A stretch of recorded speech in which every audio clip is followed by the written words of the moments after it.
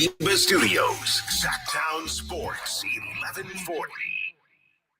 Card Part Saturday, they're riding with you. Best card show in the country, it's true. So saddle up and listen, find out what you've been missing. You can be a Card Part too. Yeah, welcome into the True Sports Card Show. Whitey Gleason here, inviting you to stick around for an update on the True Sports Card Autograph Expo. Some really good news there. And we have a very special guest today, co-founder, co-owner of Mojo Break, Dan Anderson. If you've never participated in a card break, Dan will tell you why you should think about it. But first, before we get to our special guest, here he is, the self-proclaimed star of the show. This is the guy who thought he died and gone to heaven when he heard about the upcoming release of the Topps Chrome SpongeBob 25th anniversary set. Cameron Collada. You know, yeah. Every week you do this to me. Oh, barnacles. And do you do a SpongeBob impression? I just did. Let's hear it again.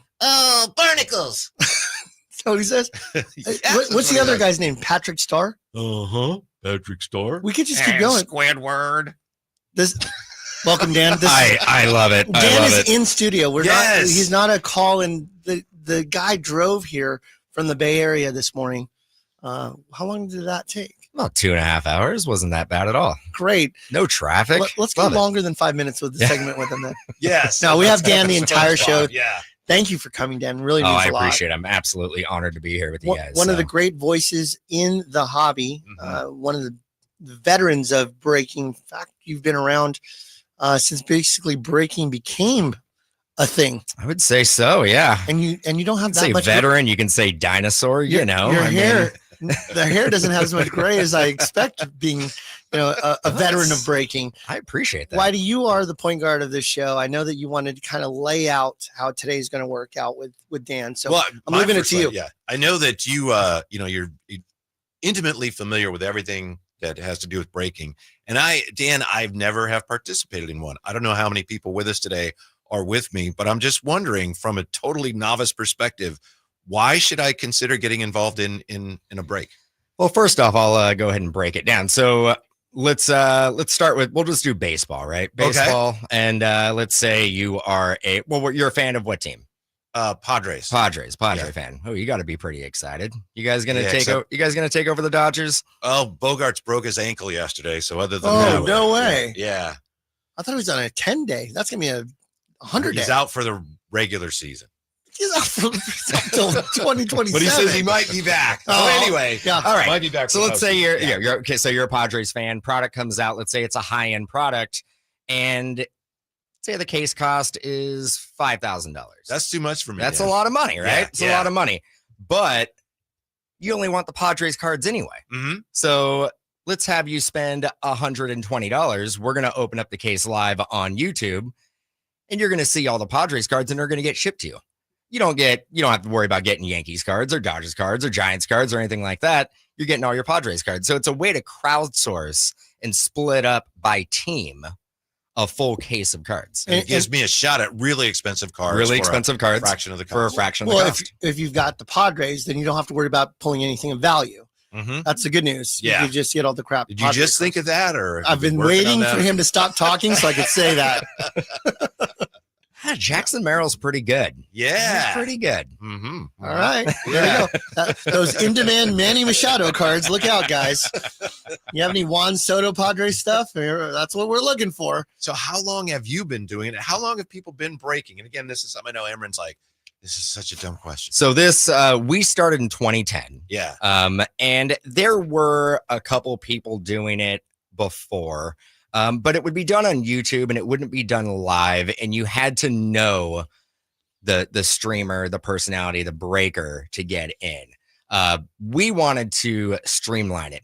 We were the first ones to have a website where you can just go to our website, drop down menu, and actually buy mojobreak.com, and you can actually buy your team. So you didn't need it. You can just, it was open to everybody. It wasn't like an exclusive group. Mm-hmm. So yeah, we started that in 2010. First ones to have a website. We didn't really have any guidelines. So there's some things that we tried that didn't work. There's some things that we did that did work. We had to go to multiple different platforms we started off on Blog TV, which Sorry, what? yeah, it's who exactly. Blah TV. Blog TV. We went to Ustream. There was a thing called Breakers TV. Did you say Ustream? Ustream. Okay. Ustream. Yeah, we actually went over there because Don't Google that now. I stream, you stream, we all stream. Don't. yeah, I believe Rogan, his podcast was Started on originally on Ustream. Ustream? Yeah, so that's actually how we got introduced to it. But yeah, I mean, it's been crazy. I gotta say it's made the industry completely change. We went from, kind of collectors to these like huge grail modern pieces. There was a card that just sold, it was like a week ago for $13 million. Yes, Kevin yes. O'Leary, Mm-hmm. Shark Tank fame. So, and I mean, 2007 card. So I would still consider that modern. I wouldn't say that would be vintage by any means. So, yeah. And you see there's 3 Caitlin Clark cards that were actually made this year that sold at auction for over $500,000. 3 of them that sold for over $500,000. Yeah, I know you bought a Caitlin Clark card. I was there at a show, Mhm. and I forget how much you paid. It was a significant amount, but I remember you asked the person, "Where did you get it?" And they said through a break. I Yeah. don't know who it was with, but that's how they got the card. Then they sold it to you. And that's kind of the life cycle of cards. Like when we're very strong in-store singles sellers. And we'll talk a little bit about your model of your in-store. But we have a lot that we have to buy. We're constantly buying every day. I'm spending lots of money buying just to be able to satisfy our customer demand. But for the most part, the stuff that comes in is from breaks. And the majority of the stuff that comes in from breaks are, I bought a random spot and I got this team. So I got this great card, but I don't have a passion for collecting this. This is a non-Padres card, but it's worth a couple $100. I want to sell it. So there's a lot of transition from them receiving the card to getting it out of their collection and buying something that they do want. So often I will pay for the cards and I try to get them to buy the cards that they do want, the Padres versions of their cards in store if possible. But that's always the challenge because the thrill of being in a break supersedes going, can I have that PSA 9 Manny Machado that's in your shelf? Right. So it's tough because in some cases I see people daily, every other day, but I wouldn't call them customers because there's only one way the money's going. It's going to them. Right. And then so you have a trade deficit with us. I do. It's like, you're going to treat your customers like this. I was like, you've never spent $1 in my store. I'm your customer, buddy. And I think the other challenge that we face there is that, like, if I have to hear, I'm a poker player, so I hear bad beat stories all the time. Like, guy beat me with this thing on the river, right?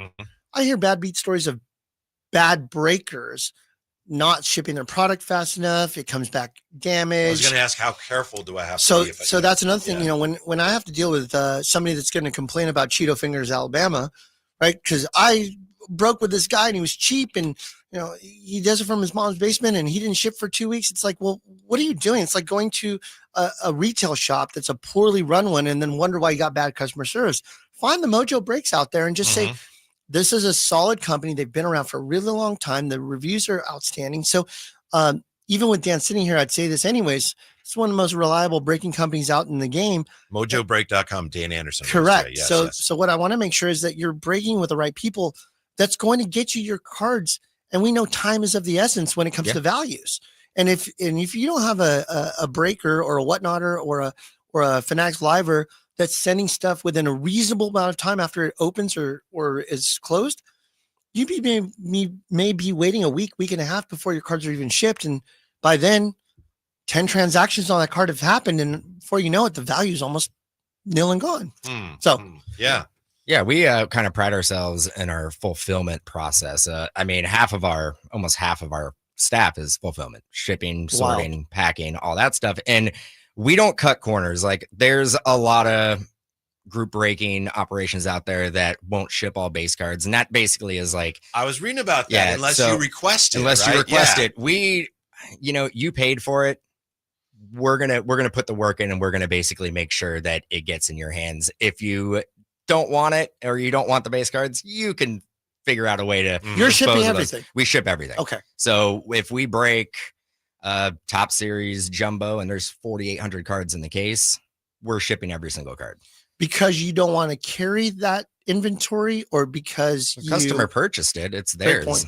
They it's not mine to decide what to do with it. So Hey Dan, it's Emran. I bought into your break. I don't want any base. Just ship me colored and numbered and auto. I mean, we can facilitate that. Don't get mad at me if you end up getting some base cards.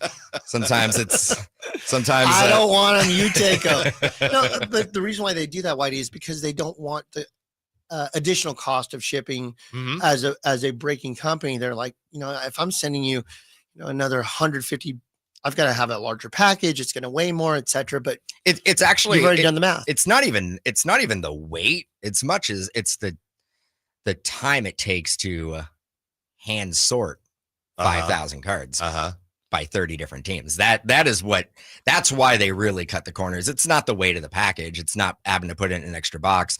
It's paying somebody hourly to Put all the Braves in one put pile. all the Braves and in all- one. I mean, It's true. I've done breaks like that, and I'm miserable at the end of the night because And- I've been breaking for 3 hours on whatnot, and I said all card ship on a two box Topps flagship, and I'm like, Arizona. I was like, oh. I mean, it's and it manufactures when you open up a pack, it doesn't come in. It's not all Braves cards and all Diamondback cards. Right, Like right. they kind of mix it in. So Yes, they're very good about that. Do you have a success story? You probably have a lot of them, but a particular customer who was just so thrilled with the way things broke for them. Well, you had one of the Man. biggest cards ever Yeah. pulled on camera. we've I got two of them. One that aged pretty well, and then one that hasn't aged well. But they were both massive pulls when we pulled them. So flawless, it would have been 2021. Mac Jones rookie year was 21. 21. Flawless came out, which is the most premium high-end football product. And on day one, we pulled the Mac Jones rookie shield auto. Wow. So 1 of 1, Yeah. biggest card for Mac Jones that you can pull pretty much in the whole calendar year. Guy was offered 250,000, but he's a Patriots fan. So he's like, I can't move it. I got to hold on to it. Well, Mac Jones, now a Niner. Yeah. So hey, it's going up. but probably not worth $250,000 at this point. We also did pull the same product, but basketball. We pulled the triple logo man, Luka Doncic, LeBron James, Steph Curry, all game used. Yeah. And actually, that was awesome. That was 3 different customers purchased that, and they decided that they were gonna send it to Golden, and they split all the proceeds equally 3 ways. What did it close at? That one I believe closed at 380.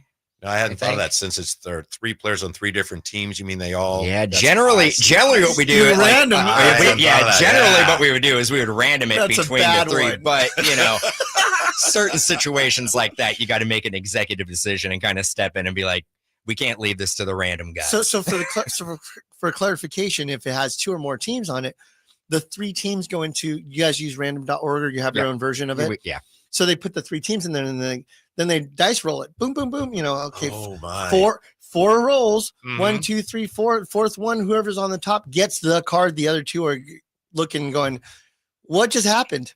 But when you have something of that value, you can't. Oh, Yeah. You can't randomize that. Yeah. Yeah, so we had we had Ken Golden reach out. He wanted, obviously it's good press for him to get that card on his He's not auction. usually like that. Yeah, no, not at all. Not at all. Great dude.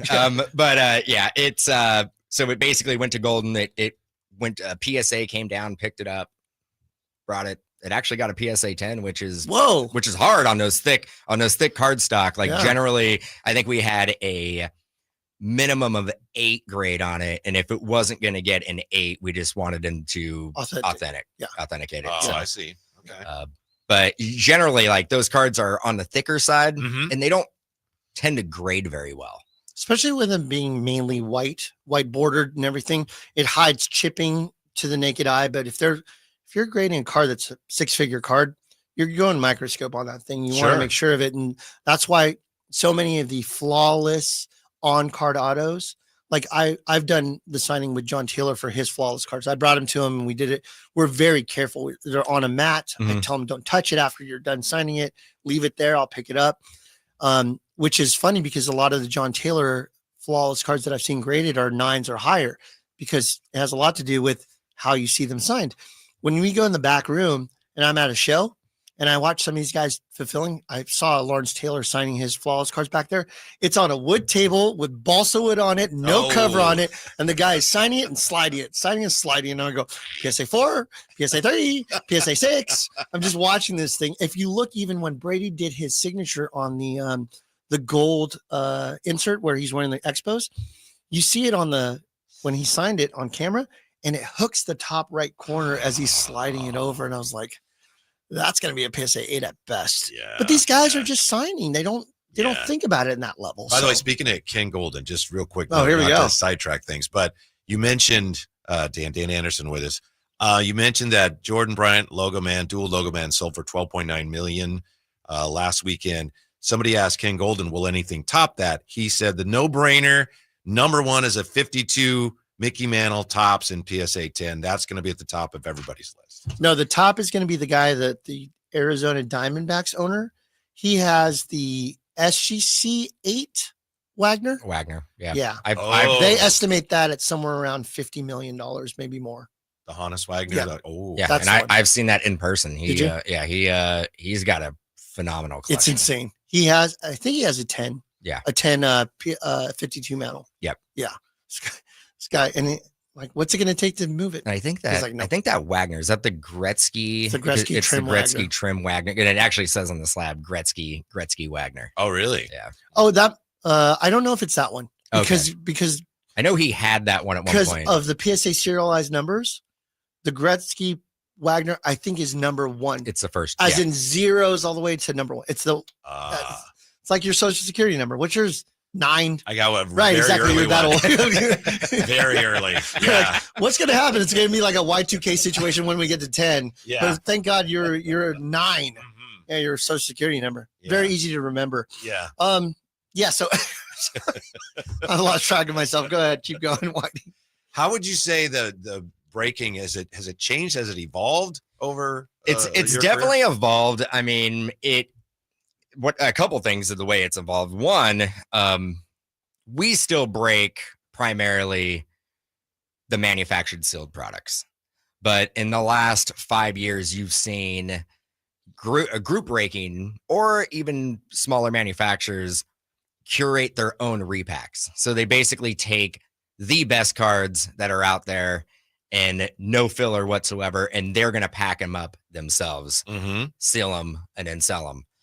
That has been a huge market, and it's actually transcended and increased the manufacturers or the price for individual cards as well. Hmm. Like individual cards have skyrocketed. Have you seen like the Of course. downtowns and the kabooms have like people are paying $120 over comps just to get those cards in their repacks. So Wow. that is But that's what does how- that tell you on the resale of those repacks? Yeah. Nobody pays 120 to lose money percent. So Right. so I'd say like the way it's evolved is the products have been kind of curated for group breaking with like these tremendous chase cards. And now the repackers have kind of piggybacked on that and been curating their own products with these huge chase cards as well. You see a lot of these repackers, they'll be running around shows like my show that we were putting on at the end of next month. You know, Micah Parsons is a repacker now. He got traded. That's That's a terrible joke. I Go like ahead. it. I like it. Repacker? That would mean that he was a packer first. He was a re-cowboy. Then he's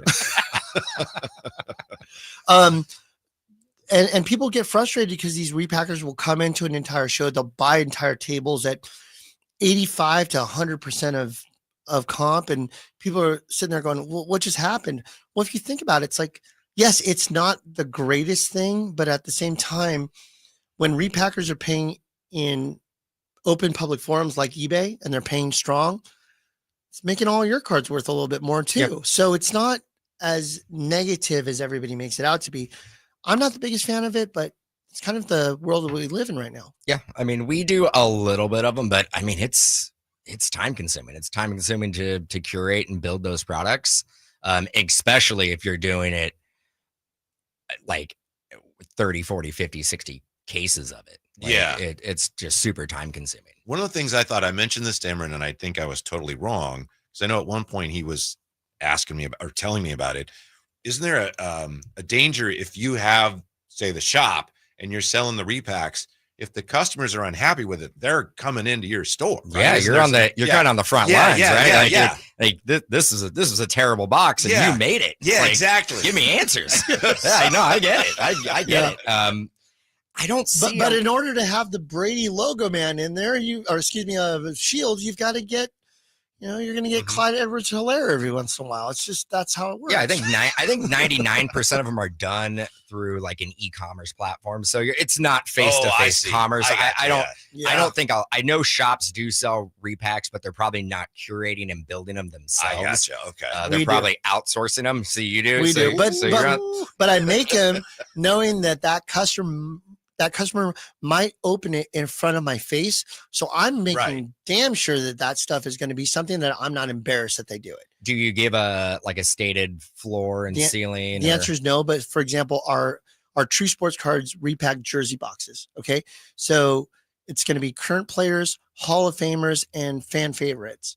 Right. So maybe like, let's say they pay whatever for a box, $100 a box, and they get Christian Okoye. That's not necessarily, wow, it's $100. But what I will do is I'll throw in a Christian Okoye rookie autograph slab in there in addition to. Yeah. So I close the gap between expectations and what they spent.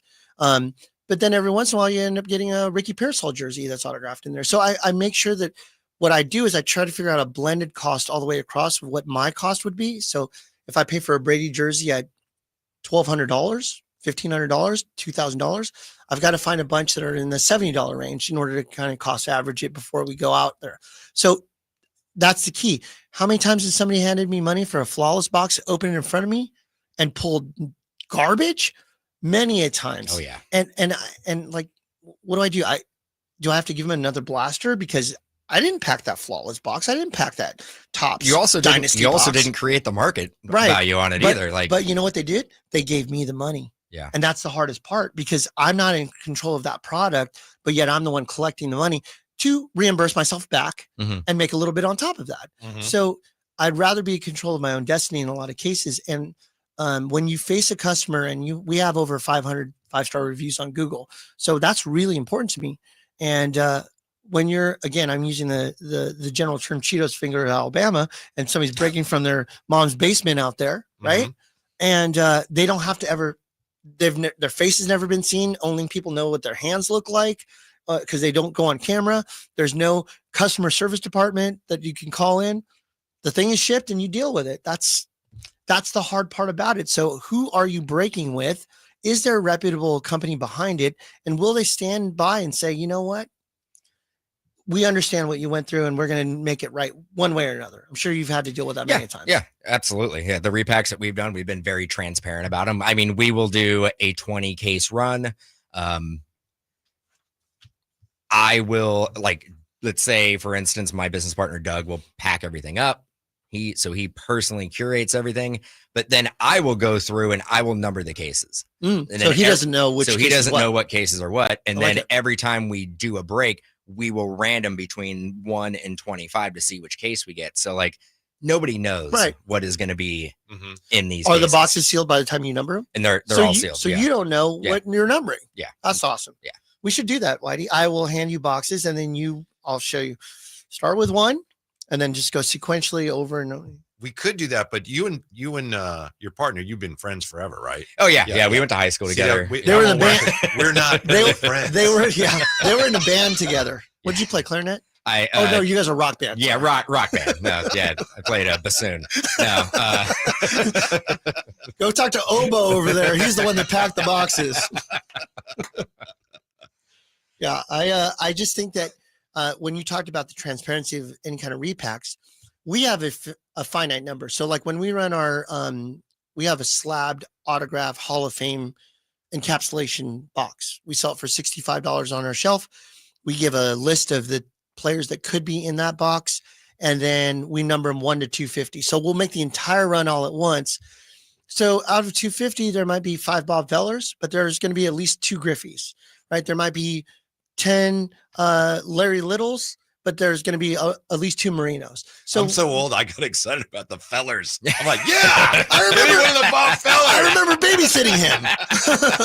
No, yeah, Bob Feller and Pete Rose are signing somewhere right now. They're signing right now somewhere. Yeah, they're in heaven, and people are like, "Okay, we get it. You're signing autographs." Yeah. Yeah. So for me, having a finite print run of any repack is really important because, and Hit Parade has done a good job with that. They have a print run or a season of it, but when you have some repackers that have an endless supply of this pack or this repack, it's like, well, how do I know Or when a they're- hit's coming? Or 'Cause- worse, they're curating and building on the go, which is like, I think one of the least transparent things you can do.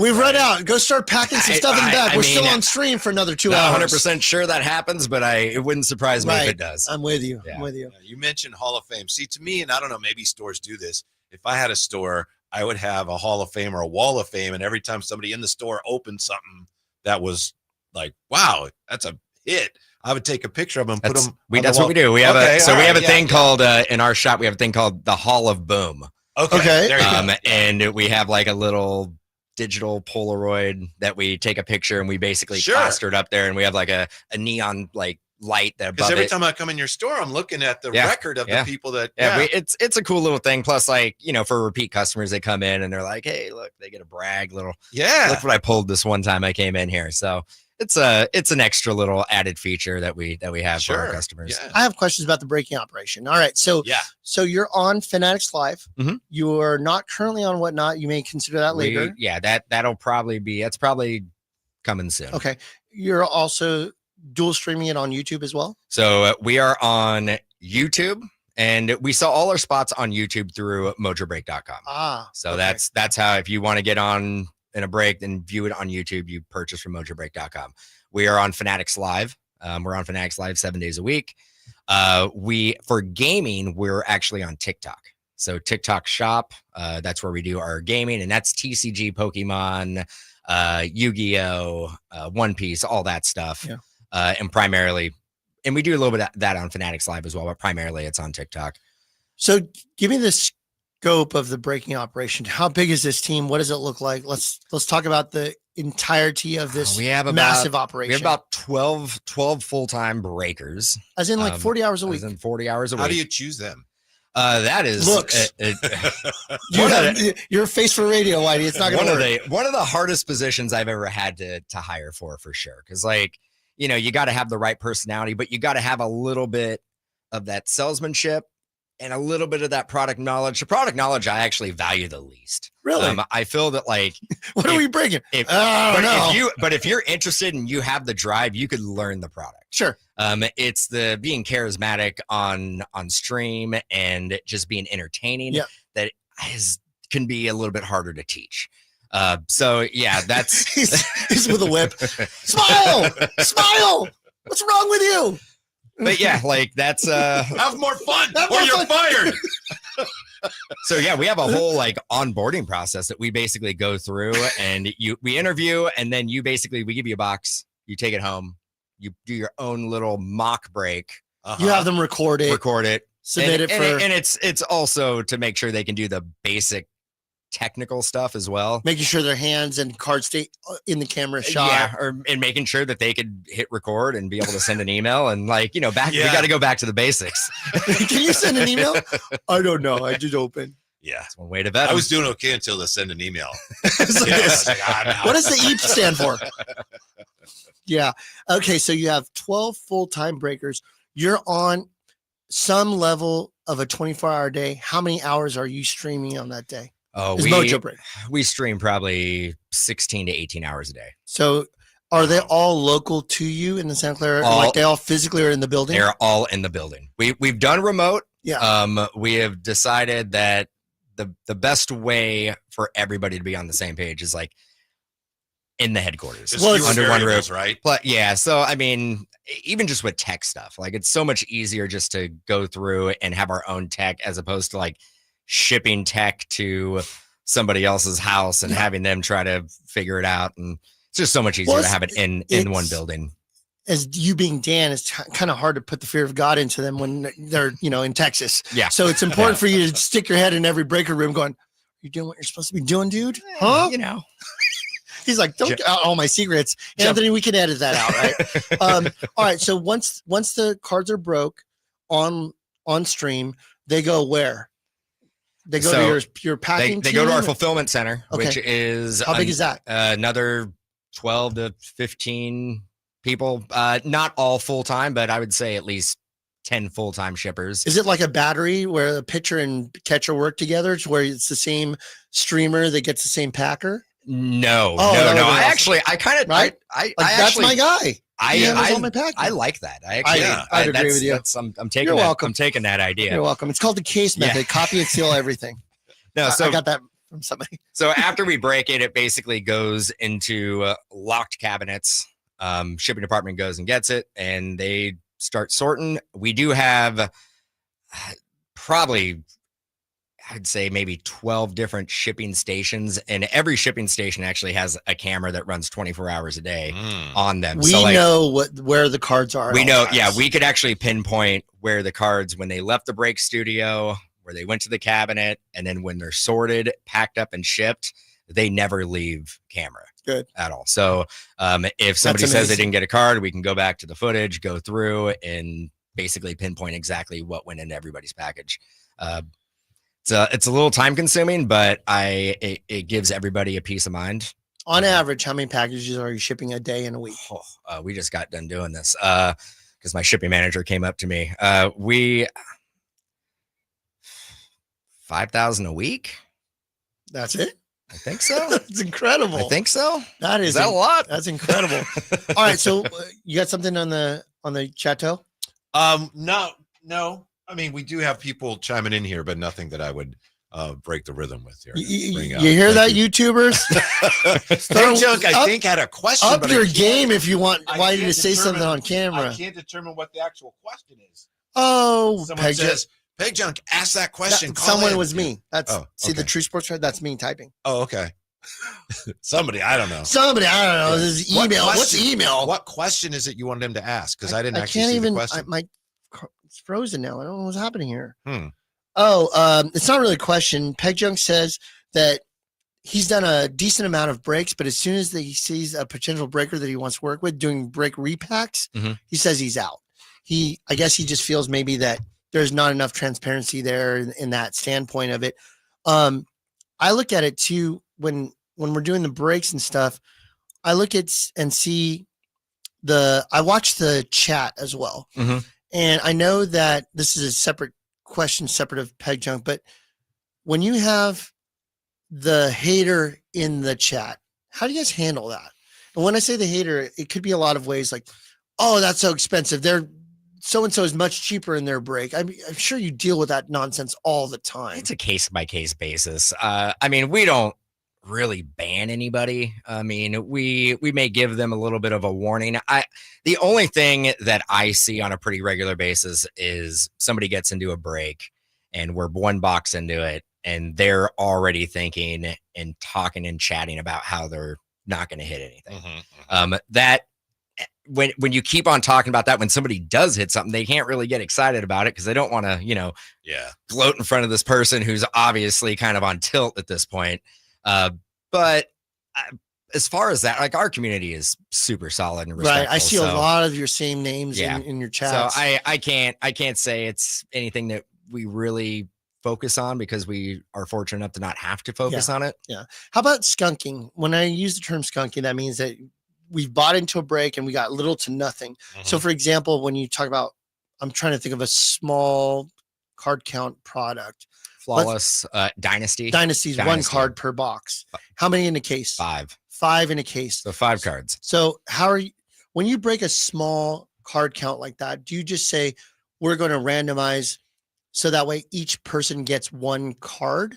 Do you do it by team? How does that work? And then what happens if you do it by team? I would say primarily, that's a good question. I say primarily we do it by team. Okay. And if somebody doesn't get a card, we try to send them something. And Okay. again, that's why we always ship all base cards, because when we do breaks, like with Dynasty, we might actually mix a box of Top Series 1 in there, knowing jumbo. that they're going to get knowing something. that at that point every team is going to get represented. Somebody's going to get something, and you actually may hit a short print or a good rookie or maybe an auto or a relic out of the Series 1, little added bonus. But at that point, we know everybody's going to be covered. It's stated before the break happens. Yeah, We're doing Dynasty plus 1 box of Top Series 1. Or what we'll do is we'll break open a box of Series 1 hobby, and everybody who didn't get a card in Dynasty will get a pack Right. of Series 1 I mean, hobby. best case scenario, you're sending 5 Dynasty cards out to different people.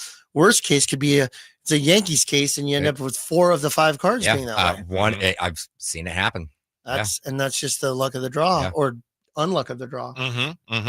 Catching up with Dan Anderson, co-owner, co-founder of Mojo Break. So can I ask you, just you personally, what you collect, what your personal collection looks like, what some of your favorite cards?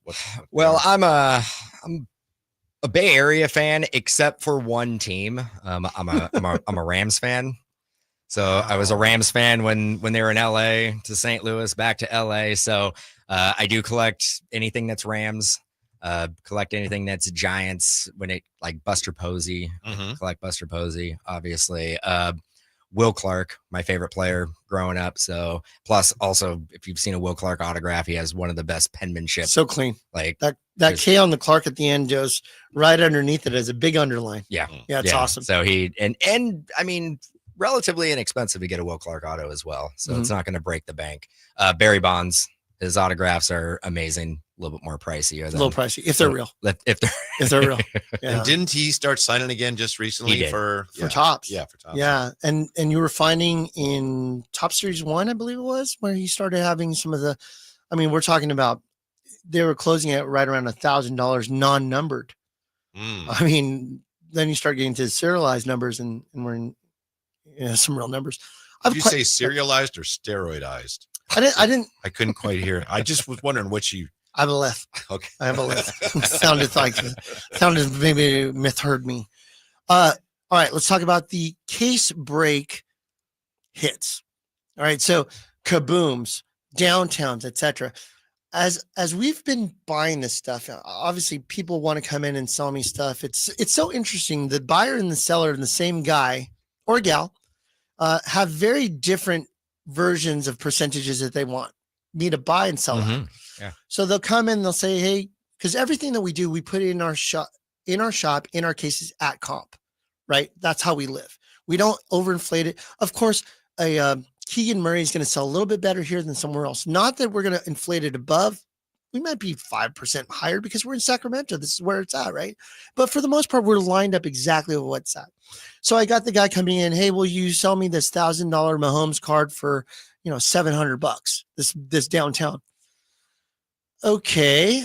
Do you have any Mahomes cards to sell? Yeah, I sure do. How much would you want to sell them to me for? 85, 90%? I go, okay, so let's just make sure we're on the same page here. Yeah. You want me to buy it at 90, but you want to buy it for me at 70. How does this business model work? And so I'm all for buying and selling and everybody winning, everybody eating, but we both have to understand the ecosphere that we're working in. As I look at these downtowns and I look at these unnumbered case hits, okay, and we all grew up during the era. We have Junk Wax Rip Night next Sunday. For those of you that don't know. Yeah, we have Matt Noakes coming in. He's flying in. It's $20 for those of you. We still have 18 tickets left. 19, you don't get one. So $20, you're getting pizza, sodas, and 20 packs somewhere between 1986 tops all the way to 92, because 93 is Jeter. So we're ripping packs like that for fun. I love it. And we have Matt Noakes coming in, and we're opening 88 tops. And if you pull a Matt Noakes rookie cup, not only will he sign it, we'll give you $100 gift card to the shop too. So it's kind of our bounty and such a great promo. That's 5 to 7 p.m. next. Yeah, I love that. It's right after the Niners game, so you can come and watch the Niners game at the shop, and then we're able to do that Rip Night right after. But what I was getting at is, we know what Junk Wax era looks like because we experienced it. We're seeing it in the retail side, right? We know how Panini works. They ask Dan that has a retail shop, or they ask Emron who has a shop, or they ask Walmart or Target, how much do you need? They say we need this. They know what the case count is, and then they print backwards, right? That's how it works. So that way, that's why you don't see a lot of numbered cards in retail product. You'll see yellows and greens and fuchsias and all this color, but they're non-numbered. So when people come in and resell it to me, I go, I don't know what to tell you. This is kind of the junk box era now from retail. As we're seeing kabooms, as we're seeing downtowns, as we're seeing these cards come in unnumbered, not knowing how many are out there. Are we prefacing the new junk wax era? Because when I look at pop counts on PSA, when you have a defined card, a gold number to 10, I know there's 10. There might be also 5s, and there also might be 25s, and there also might be 99s, but we have a finite number. I don't know how many kabooms are out there. You're right on. I am in the same mindset as you. I think if you're collecting, and maybe I hate saying this word, like investing into the future of holding on to these cards, anything that's numbered, absolutely. Yeah. Because again, I'm for it. You know exactly. Even if it's numbered to 199, 149, 249, it doesn't. If it's numbered, you know that is the exact amount that's made of that specific card. It's a finite number, right? Yeah. You're right with the non-numbered downtowns, and the premium that people are putting on them is absolutely insane. You're talking about 85, 90% of comps. I go to shows and I hear people saying, well, I need 120% of comps. Make me sell it. I need, you need to pry this from my hands. You need to give me an offer that I cannot refuse. That is where we're at. But again, like, it's not numbered. So is the print run 1,000? Is the print run 2,000? The closest thing we have is if we go to like a PSA, like pop count report, to find out exactly how many have been graded. You're assuming a great deal of risk then. Absolutely. Yeah. And that's, I mean, that's assuming that every single one of these non-numbered downtowner kabooms have been graded by PSA, which we know they haven't. We know there's a ton that are raw, and we know there's a ton that go to other grading companies. Right. Logical Raptors Fanatic is in the YouTube chat. Says pop reports on non-numbers are key. So always checking the pop reports with PSA to see where we're at. I mean, I think about some of the most graded cards out there. I think the most graded right now is Wemby's Prism base card. It's like the most graded card right now, maybe in history. That I'm trying to think of there's another Griffey's up there too, 89 Griffey's. Yeah. Can't remember which one. And then of course the Zion. Oh yeah. Zion base 1920 Prism. Yep. I mean, you look at some of that. A wild time. That was a wild time. Yeah. We have we bought a blaster of 1920 Prism, and I just checked our cost on it. We were into it for $2,400. A single blaster. Retail blaster. This was when Zion was its hottest. This is probably, we probably bought this in 2021. And I looked at it, and my shop was like, well, should we just go ahead and sell? I'm like, you're going to sell it for $40. I'm like, I'd rather just sit here and stare at this box wondering for $2,500. Just a reminder. And by the way, when it came out, wasn't it like 20? It was $20. $20, $30, $30. Yeah. I don't even think it got up to 30 yet. I could be wrong. I had a retail account at the time with Panini, and it was basically, if a box was supposed to go on the shelf at 20, you'd get them at roughly about half the price plus percentage for shipping. So people were sitting on these boxes for nearly nothing in the grand scheme of things, and then reselling it on open market. I mean, I was getting demands for 2018. Well, you probably had people coming into your shop. I didn't have a shop then. Oh yeah. We have people coming in, and they're just like, I just went to Walmart and I would like to cash out, please. Yep. Our shop is directly across the street. Our current shop is directly across the street from Costco. And until they kind of helped with the flow by opening some other ones in Loomis, and it has been the number one Costco in the United States, the one that's directly across the street from me. And they would sell like the Blooming Waters and the big Costco, or the Don Russ Costco box for football, with the oversized downtowns. Yeah. And I'd literally watch people from my window walking on in the crosswalk across the street with a big old, imagine could barely see over it, and they're walking across the street. Oh, I go, here they come to sell it to me at the shop. in the crosswalk. Yeah. Hey, Yeah. I go, I know what you paid for them. I understand that I have to pay a little bit more and it's got to go to the shelf, but this is the reasonable amount that I think I could do. But literally, I remember just people, they'll go there and 15 minutes later, they cross the street and they're making, 20% profit selling it to me. Mhm. And people will say to me, well, I can get that at Costco. I go, I believe you. Go get it if you can, but otherwise it's right here on my shelf. And they go, well, you're over there scalping. I said, you I get a lot of pushback. I promise you, I'm not standing there at Costco fighting people for this product. I can buy what comes in the door if it makes sense for both. And I always start from the backwards. I go, what is it going to go out to the end customer at? And do I have margin for it to make sense? Because I turn down a lot of stuff, even if it comes to me, because I just feel like it's too much on that top end side for the end consumer. And I don't want to do that to them. Here's another theory. And I wouldn't say it's controversial, but it's definitely the standpoint that I've taken. We've making a decision, and we being me as the owner of the company, I don't spend a lot of money on highest end product. I feel kind of weird about it. Mhm. We don't break, so I don't have the ability to fractionalize a $2,000 case of flawless, unlicensed baseball, right? I can't do it. So sometimes with allocation with our distributors, I'll get 1 or 2 or 10 boxes and I'll grab them and I'll sell them, but I don't rebuy into them. As a card shop owner / breaker, how do you handle because you're getting that high-end product for your breaking, but do you see it being sold directly to one person in a shop? Do you have people that go, yes, I'll take a briefcase? I do have people who come in and they love ripping the ultra premium high-end stuff. They're well aware of the risk. They can sustain it with their income. If they come in, I mean, they come in and they've already made that decision that they're probably willing to spend X amount of dollars and they're looking for a specific high-end product. I'm not going to talk them out of it because that's really not what our job is. Right. Like if we have the product and you want the product, we'll facilitate it for you and we'll sell it to you. Right. If you probably know what the risk is going to be. Mhm. Yeah. But yeah, we do sell some high-end stuff, but it's definitely in our brick and mortar. It's not our bread and butter. Our Right. bread and butter is like the $100 to $300 box, probably similar to your shop. That $100 to $300 price point That's is really our is- sweet spot. is a sweet spot. Yeah, I would probably say it's more, you're using that figure, just bump it up 100 on both sides, 200 to 2 to 400. 4. Yeah, and that's fair. That's about where we're Yeah. at. You're right. There's not a ton of, I don't know what I'm thinking of. There's not a lot of hobby boxes out there that are $100 Wild anymore. card? Yeah. Wild card, baby. Which, by the way, wild card, if you're listening, which you're not, Daniel, please put SKUs on your boxes. I have to enter them in by hand and then ring them up when we're trying to find the SKU to hit the barcode. There's no barcode on them. So that'd be great if you could just add that little piece to it.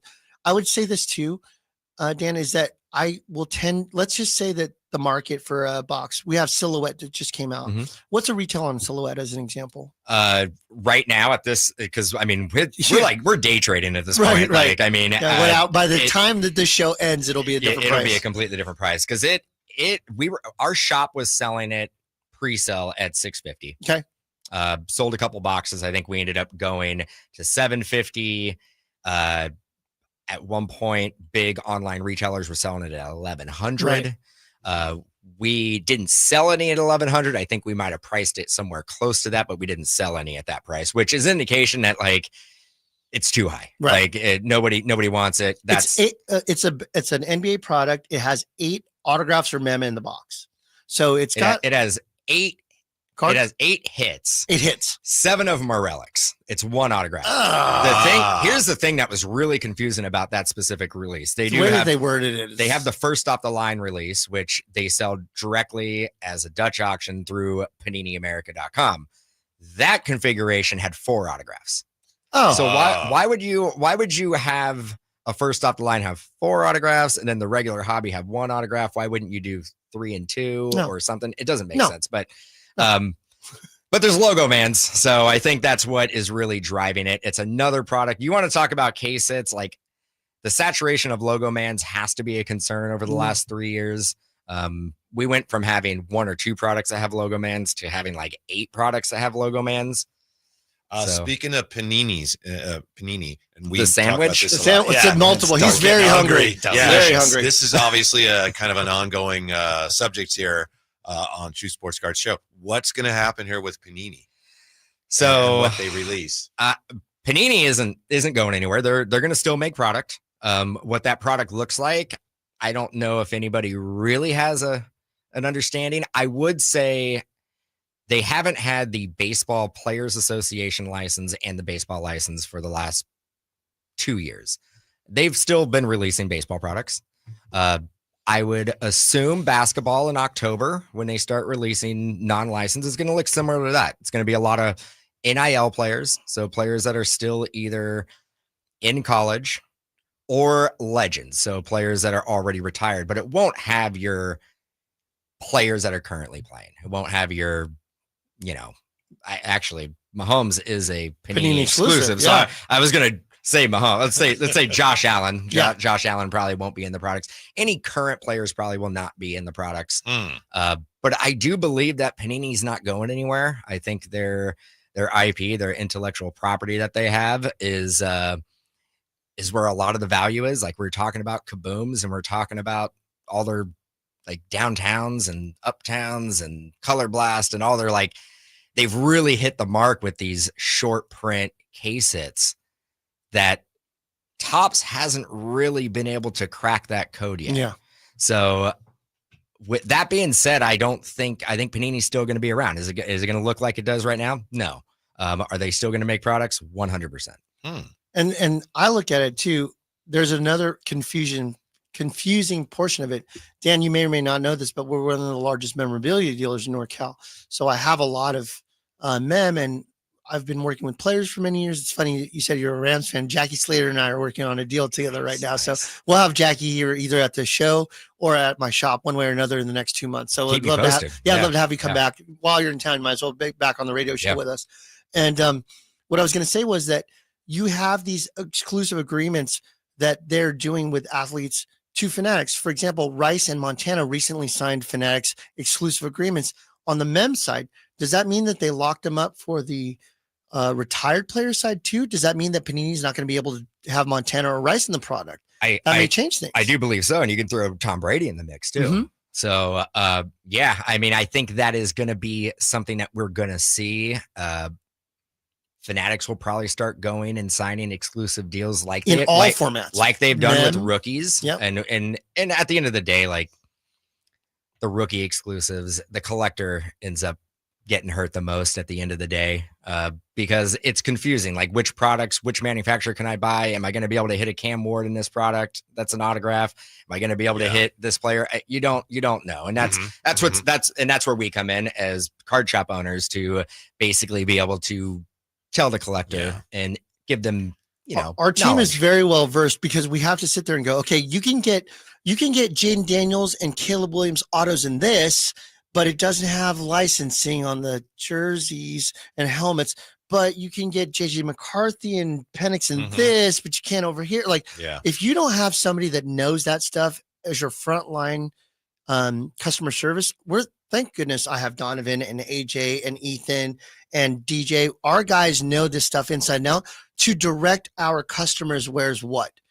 We don't need somebody to go, this box is 150 and this box is, they can read. We assume our customers can read. So it's being able to curate where they need to go. Yeah. I have a question for you. Speaking of autographs, the upcoming Sacramento Auto Expo, is there anybody that you have mentioned it was going to be there who is not going to be there? Okay. So Robert Ory has been a guy that we had. Yes. You want to do this? Okay. So Robert Ory, I can't believe I'm doing this on air. Anthony, if it's too controversial, it doesn't edit matter. it out. Why is he? Okay. So we had him under contract through an agency. Emron announced this on our afternoon show, and people went ballistic. Yeah. Robert Ory? You're bringing Robert Ory to Sacramento? Yeah. Are you stupid? They're yelling at me. People were really upset. Yeah. Emron, the Laker fan. They called me the Laker fan. Those are nice things they said. Okay. So what happened was that this agency, after we put the deal together, said, we're gonna kind of need a little bit more money. I was like, wait, what? What happened? Well, I said, forget it. We're going to cancel it. Everybody hates me for Robert Ory. Anyways, it's fine. Right. So I was talking to another agent who is very well connected. And he goes, that doesn't sound like Robert Ory. He doesn't sound like that kind of guy. I know Robert. We know each other well. I represent him in many cases. Well, I got a phone call yesterday in the morning from this agent. And he goes, hey, I got somebody on the other line. And I was like, okay. He goes, hey, Amron, this is Robert Ory. I was like, oh hey, man. Robert, are you charging me for this call? Right? No, but he was like, hey, I heard about this thing. I barely know that guy that you did this deal with. I'm sorry that you dealt with that. We'll work this out. I don't want you to think it's me. I'm really excited about this, but we hadn't finalized anything. And I was like, what? And so Robert and this reputable agent are working together. So we'll get him back on the roster, but I was ready to cut the guy because I'm a guy that believes if you sign a contract and we both decide to agree to it, you go forward with it. But this other agent was doing some other hinky stuff, and Robert really didn't know about it. So I appreciate it so much. The guy called in. I mean, whether you hate him for dashing King's dreams of a championship or not, being a stand-up person goes a long way with people. I was going to give you a hug when I thought I'd heard he was not going to be part of the program. That was going to be my choice. Right. I mean, I'm fine. Look, I just want to make sure that, like, if we shake on a deal, and we sign a contract, that's all. I'm not going to ask you for anything more, nothing less. I'm going to honor my side of it. I expect you to do the same. The fact that Big Shot Bob didn't even know what was going on just goes to show how much of a stand-up person he was, and that meant a lot to me. So we'll figure that out. So if that was too much inside bitterly baseball, disappointing, but interesting. Yes, and he's charging extra. There's a special thing you can order where he'll tap the ball. You dress as Vlade. You dress as Vlade, and you tap it to him, and he'll shoot a 3-pointer. Okay, it's extra. And you are a Kings fan. I'm a massive Kings fan. I have as much as anyone. I have the lower back tattoo of the Kings logo. I am the guy, but still, I mean, he's part of Kings history, unfortunately. Yeah, sure. Yeah, exactly. We have Spud Webb coming. Yeah, Spud Webb. Yeah, and we're working on other Kings players. Tank Thompson's going to be there. We have all kinds of good stuff. So it's going to be great. It's going to have a good time. Okay, so when it breaks, Seekins is saying when it breaks. Can I get that noise, please, Anthony, on the window? Wake up. Sounder? Yes.